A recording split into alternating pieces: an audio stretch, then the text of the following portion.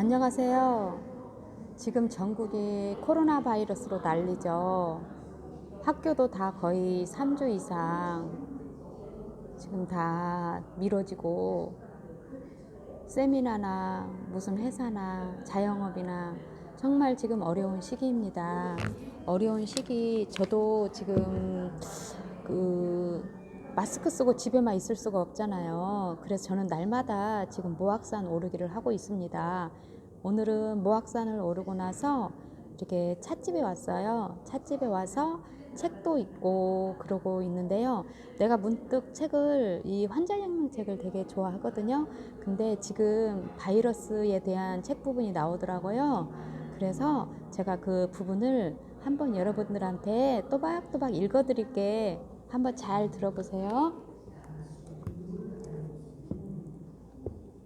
전염성 질환, 신종 플루에서 메르스, 자카 바이러스까지 환자혁명 289쪽이에요. 질병은 크게 감염성 질환과 대사질환으로 분류할 수 있다. 감염성 질환은 주로 박테리아나 바이러스, 기생충 등의 감염에 의해 발생하고 전염을 통해 옆 사람에게 확산될 수 있는 질병들을 의미한다. 반면 대사질환은 당뇨, 고혈압, 고지혈증, 암처럼 감염이 아닌 정상적인 신체 대사에 문제가 생기는 질병들이다. 감염성 질환은 플레밍이 항생제를 발명하고 위생과 격리에 관한 개념이 생겨나기 전까지 오랫동안 인류에게 두려움의 대상이 되어왔던 질병들이다. 눈에 보이지 않는 세균의 존재를 몰랐기 때문에 전염성이 확산되면 별다른 대책도 없이 두려움에 떨어야 했다.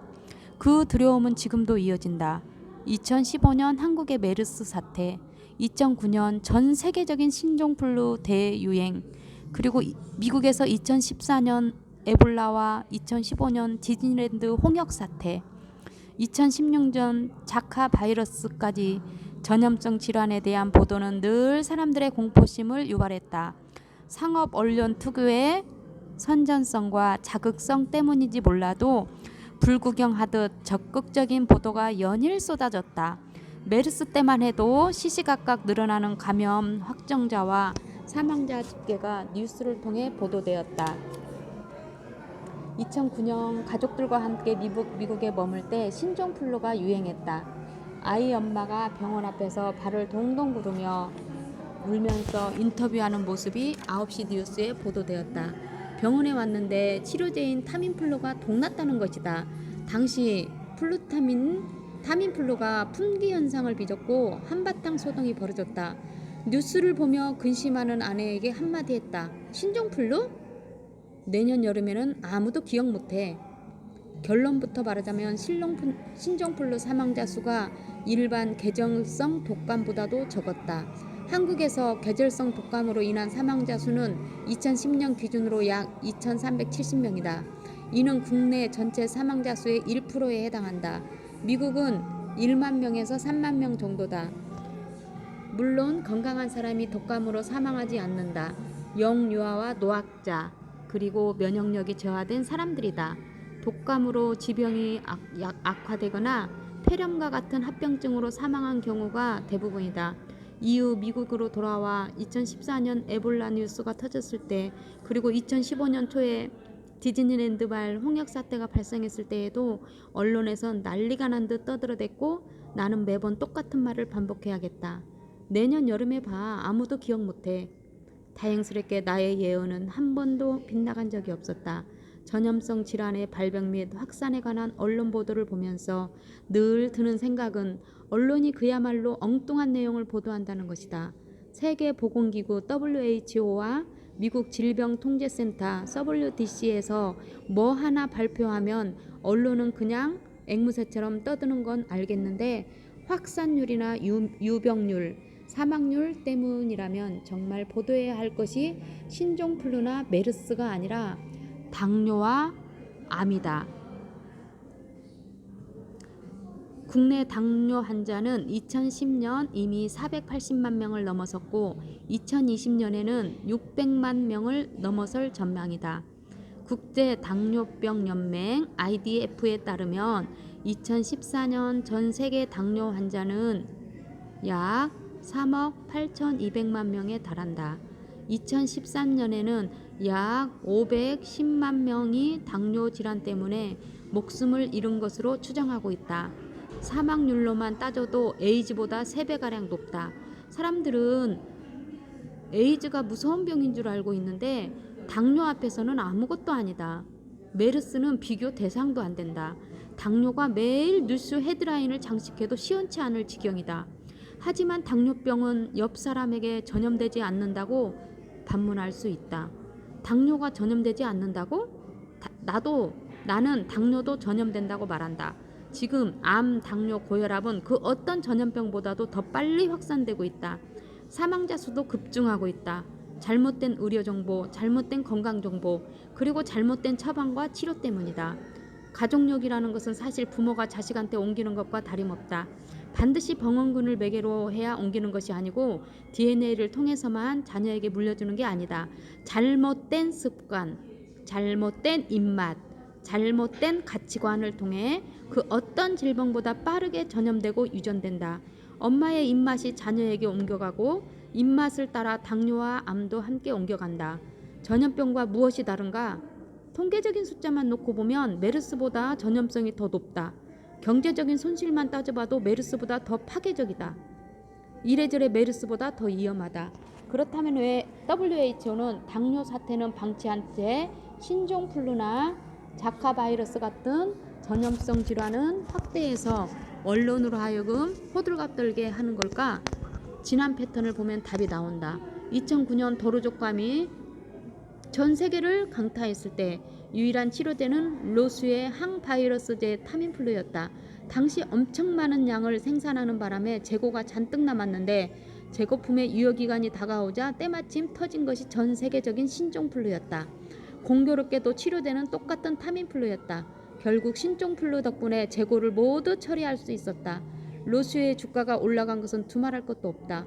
타민플루 생산은 스위스 제약업체 로슈에서만 하고 있지만 미국의 바이오 벤처 기업 길리아드 사이언스가 개발했고 이 기업의 회장은 도널드 럼프펄드 전 국방부 장관이다.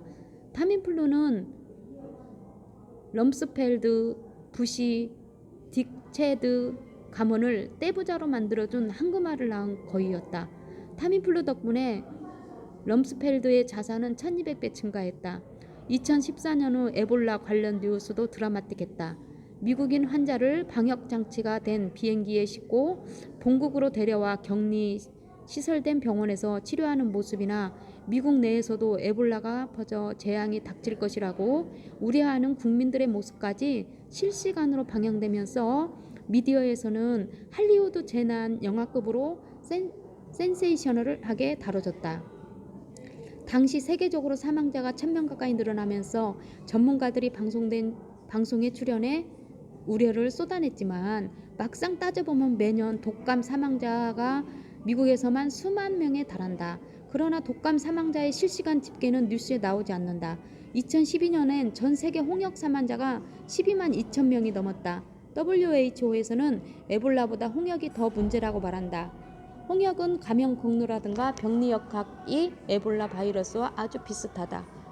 재채기나 기침으로 혹은 가까운 신체 접촉을 통해 바이러스가 쉽게 감염되기 때문이다.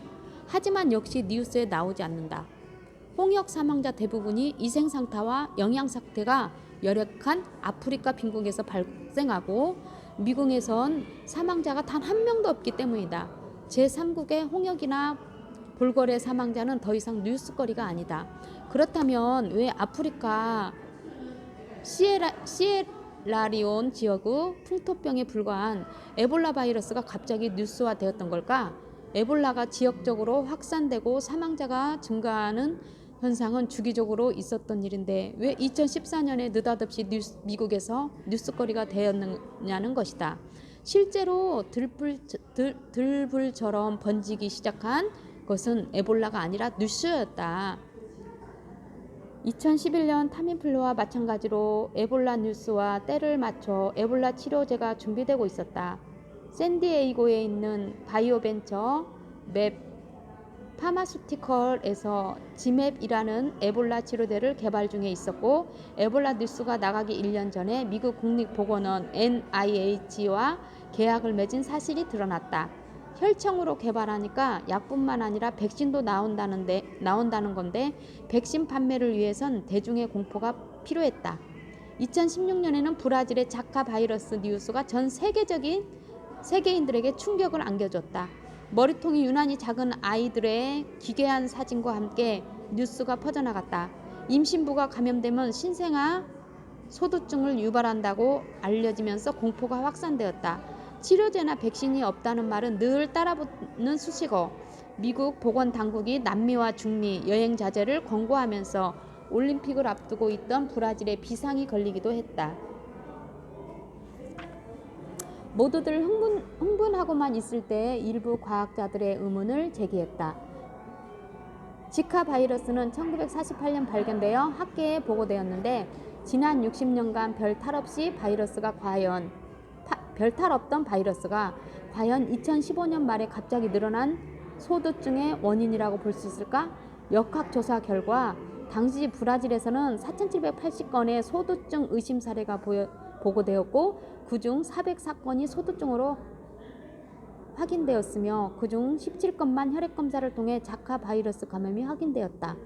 44건 중 17건이라면 통계적으로 무의미하다.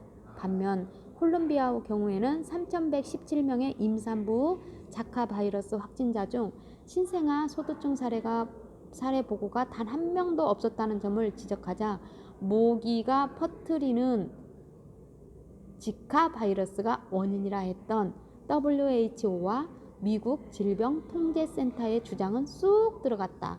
하지만 공포는 이미 확산되었고 뒷수습에는 아무도 관심이 보이지 않았다. 그렇다면 2015년 말과 2016년 초에 급증한 소두증의 진짜 원인은 무엇일까? 여러 가지 가설이 제기되었다. 우선 아르헨티나 의사단체 주장에 따르면 피리프록시펜이 들어간 물을 마신 결과로 신생아 소두증 발병이 증가했다는 것이다. 피리프록시펜은 유전자 조작 작물로 유명한 몬산토의 제휴사인 일본 스미토모 화학이 개발한 해충 박멸제다. 소두증 발병이 집중된 지역의 지방정부가 모기 유충의 성장을 막기 위해 수돗물에 피리프록시펜을 첨가한 사실이 밝혀졌다. 현재 브라질 정부는 피리프록시펜을 사용을 금지하는 조치를 취함으로써 이 가설을 뒷받침하고 있다. 또 다른 용의자는 아트라진이라는 제초제다. 몬산토의 라운드업 다음으로 많이 사용되는 제초제인데, 2011년 임신 중 노출되었을 때 소두증을 유발하는 부작용이 발견되면서 위험성을 경고한 제품이다. 브라질 해당 지역 농작물에 과다 살포된 바 있어 의심을 받고 있다. 또한 영양 결핍도 문제가 지적되고 있다. 소두증 급증 지역 주민들은 비타민 A와 아연 결핍이 심한 것으로 나타났다. 비타민 A 결핍 시 소두증을 유발한다고 밝힌 바 있다. 또한 아연 또한 뇌의 구성과 기능에 중요한 역할을 하는 영양소다. 가장 뜨거운 감자는 브라질 정부가 2015년부터 시행한 임신부 TDAP 예방접종 의무다. TDAP는 파상풍, 디피테리아, 백일의 복합 백신이다. 해당 백신은 내염과 같이 뇌신경에 손상을 가하는 부작용을 일으킨다. 공교롭게도 TDAP 백신 의무접종 실시 몇 개월 후부터 신생아의 소두증이 집중적으로 증가했다. 임산부에게 백신보다는 비타민 A와 아연을 공급하는 게 훨씬 유익했을 것이다. 결국 소두증 증가의 원인은 모기에 의한 자카 바이러스보다 열악한 위생환경, 영양실조, 무분별한 살충제 사용, TDAP 백신 등 다양한 원인이 복합적으로 작용한 결과다. 지금까지 사스, 조류독감, 신종플루, 메르스, 에볼라 등 거의 해마다 매번 바이러스나 모기한테 죄를 뒤집어 씌우면서 마치 온 인류가 멸망할 것처럼 호들갑 떨었지만, 결국 효과도 없는 백신이나 치료제 개발을 하는 제약회사의 배만 불려주는 결과를 낳았다. 자카 바이러스 역시 외회가 아니다. 자카 백신 개발을 서둘러 달라고 오바마 대통령이 긴급 자금 18억 달러를 제약업계에 지원하기로 했다는 헛발질 소식에 제약주들만 주식시장에서 강세를 보였다.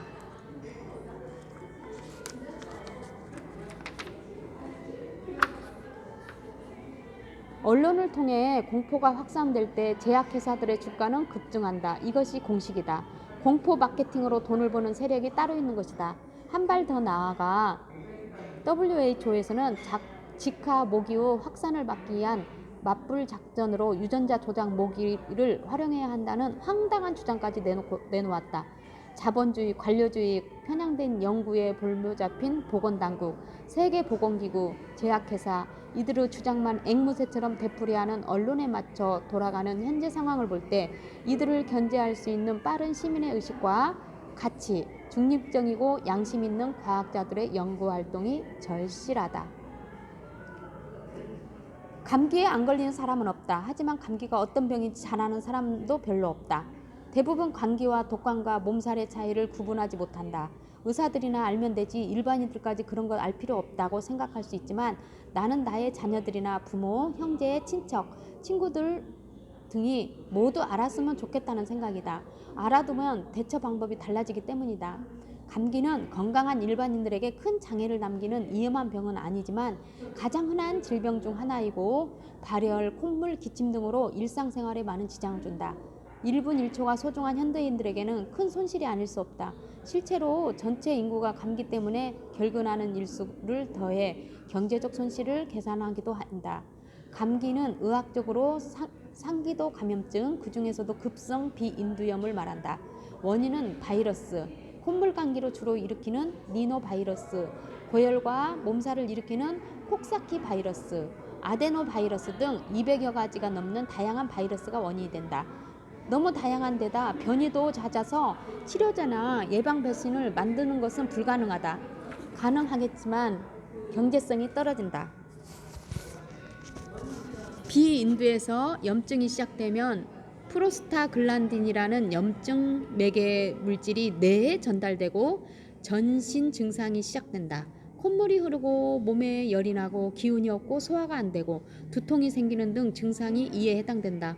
그런데 이러한 증상들은 엄밀히 따지자면 바이러스가 일으키는 증상이 아니다. 우리 뇌의 지시에 따라 우리 몸이 일으키는 증상이다. 왜일까? 답은 감기 바이러스와 효과적으로 싸우기 위해서다. 바이러스들이 일단 몸 안으로 들어오면 이에 대한 인체의 방어 메커니즘이 작동한다. 인체의 대사 기능을 활성화하여 저항력을 키우려 하는 것이 발열이다. 감기 바이러스는 열에 약하다. 반면 감기 바이러스와 맞서 싸우는 백혈구에서 유리한 환경이다. 열이 1도 올라가면 10% 정도 대사 기능이 향상이 이루어진다. 그러다가 열이 지나치게 오를 경우 두뇌에 손상을 주지 않도록 편도가 열을 차단한다. 편도선이 붓는 것이다. 또한 기침과 콧물을 통해 바이러스 침입 경로인 호흡기에서 바이러스를 배출한다. 그런데 우리는 어떻게 하는가? 치료랍시고 해열제를 먹여 열을 낮춘다. 조금 불편하다고 콧물약을 먹이고 진해 거담자를 먹어 기침과 가래를 먹게 한다. 편도는 불필요하니 잘라버린다. 응원은 못해질 망정 감기와 싸우려는 우리 몸의 노력에 찬물을 끼얹는 것이다. 아이가 감기에 걸렸을 때 엄마들의 가장 큰 공포는 열이다. 고열로 인해 뇌가 손상되는 것을 알기 때문이다. 바이러스 감염에 의한 발열은 보통 38.4도에서 40도 사이를 왔다 갔다 한다. 41.5도가 넘어가면 뇌에 영향을 끼치지만 대부분의 경우 41도를 넘지 않는다. 38도 이하의 열은 크게 걱정할 필요가 없다. 아이가 열이 날 때 엄마가 해야 할 일은 해열제를 먹이고 편히 자는 것이 아니라 열이 더 오르지 않나 주기적으로 관찰하는 것이다. 열이 오를 때에는 미온수에 적신 수건으로 몸을 닦아주면 해열제만큼이나 효과가 좋다. 간단히 해열제 하나 먹으면 될 일을 가지고 왜 그렇게 유난을 떠느냐고 생각이 든다면 해열제를 먹여도 된다. 어디까지나 각자의 판단이 달린 일이다. 일기예보를 보면 환절기에 감기 조심하라는 말을 자주 듣는다. 환절기에 감기 바이러스가 기승을 부리는 걸까? 갑자기 날씨가 추워졌거나 또는 더워졌거나 일교차가 심할 때 걸리는 감기는 반드시 바이러스에 의한 것이 아니다. ILI라고 해서 굳이 번역하면 유사 독감이다. 바이러스와 관계없이 우리 몸은 외부 환경 변화에 맞추기 위하여 부대끼는 몸살이다. 미국 질병통제센터의 연구 결과에 따르면 감기나 독감 증상을 보이는 사람 중에 바이러스에 의한 경우는 13% 정도에 불과한 것으로 나타났다. 날씨나 환경 변화에 맞추기 위해 몸이 부대끼는 몸살이 대부분이고, 실제로 바이러스 감염에 의한 감기나 독감은 비율상 얼마 되지 않는다. 흔히 알려진 상식으로 감기 바이러스는 저온에서 활동할 수 없기 때문에 남극에선 감기에 걸리지 않는다는 속설이 있다. 하지만 남극에서도 열나고 콧물 흐르고 감기에 잘만 걸린다. 바이러스와 상관없이 몸살에 걸리는 것이다. 변화하는 기온과 환경성에서 우리 몸이 36.5도에서 37.5도를 항상 유지하기 위해선 보통 노력을 필요로 하는 것이 아니다. 변온동물인 파충류처럼 일주일씩 굶을 수도 없다. 끊임없이 음식을 먹어야 한다. 항동물의 숙명이다. 외부 온도가 급격히 떨어졌을 때 시상하부의 체온이 중추가 작동해 체온을 끌어올려야 하는데, 때론 지나치게 체온이 올라가는 경우가 생긴다. 우리가 흔히 감기라고 하는 증상인 발열이나 콧물, 재채기뿐만 아니라 변비, 설사, 피로 등을 동반하는데 바로 유사 독감이다. 환절기 외부 온도 변화뿐만 아니라 과도한 노동이나 갑작스러운 무리한 운동, 스트레스, 수면 부족에도 비슷한 증상이 나타날 수 있다. 가장 좋은 예방법은 충분한 수면이다. 감기에 걸렸을 때는 쉬어가라는 몸의 신호를 받아들이면 된다. 감기와 독감을 같은 병으로 여기는 사람들이 많다. 증상이 미미하지만 감기 증상이 심하면 독감이라고 생각하는 정도다. 감기가 독감이 아니라 둘은 전혀 다른 질병이다. 다른 유형의 바이러스로 발병한다. 독감의 원인인 인플루엔자 바이러스 한 가지다. 다만 인플루엔자 종류가 다양하다. HINI 하는 식으로 알파벳과 숫자로 나가는 바이러스다. 매년 변종을 일으키기 때문에 백신을 만들기도 힘들고 치료제를 만들기도 어렵다. 감염성 질환에 대한 가장 큰 오해는 이것이다. 독감 바이러스에 스치기만 해도 독감에 걸린다고 생각하는 것이다. 마스크를 쓰거나 재채기하는 사람 옆에 가지 않으려 하는 격리 시도가 불필요하다는 뜻은 아니다. 유비무환, 조심해서 나쁠 것은 없으니까. 하지만 독감이 증상을 일으킬 확률은 3%도 안 된다. 유행성 질병을 일으키는 바이러스도 생존하기 그리 만만치 않다는 뜻이다.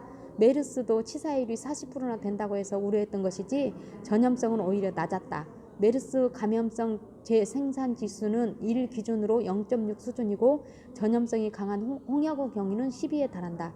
재생산 지수가 1이면 한 사람의 감염자가 한 명의 2차 감염자를 만든다는 의미다. 숫자가 클수록 전염력이 높다.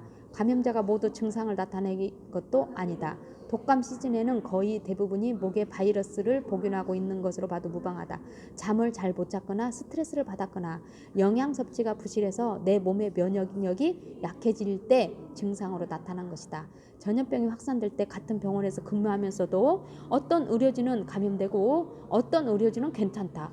그 차이가 방역복 잘 입고 마스크를 잘 쓰고 있어서만은 아니다.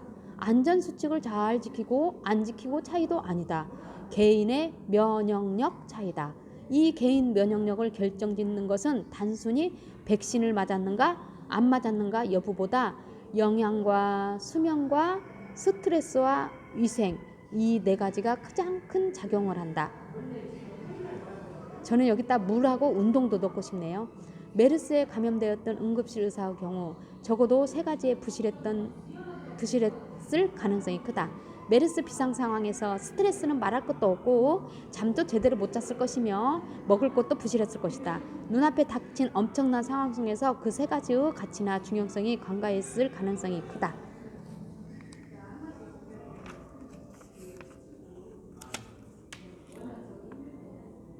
나는 아이 3을 키우고 있는데 우리 아이들은 단 한 번도 항생제를 먹어본 적이 없다.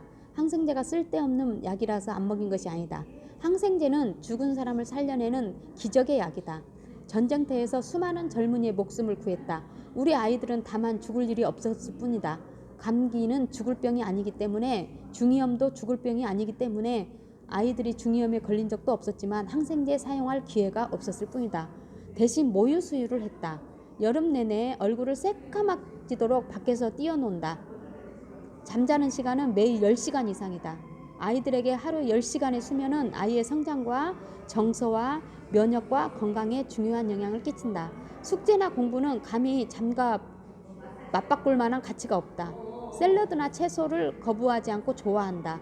양파, 마늘, 샐러리, 가지, 당근, 파프리카는 우리 아이들이 가장 좋아하는 음식이다.